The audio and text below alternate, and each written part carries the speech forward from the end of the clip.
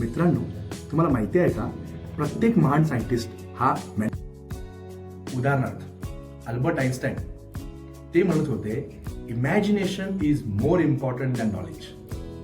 आणि एक great scientist Nikola Tesla आधी आपल्या इन्व्हेन्शनचं व्हिज्युअलायझेशन करायचे आणि नंतर ऍक्च्युअल एक्सपेरिमेंट तंतोतंत तसे असायचे.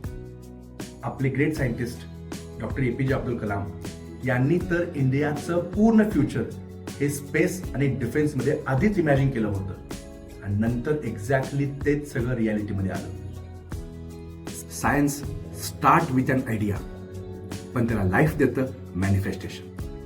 जेव्हा जेव्हा सायंटिस्ट फील करतात रिझल्ट बिफोर इट एक्झिस्ट, तेव्हा युनिव्हर्स ऑटोमॅटिकली इक्वेशन्स, एक्सपेरिमेंट्स आणि अपॉर्च्युनिटीज अलाइन करतं.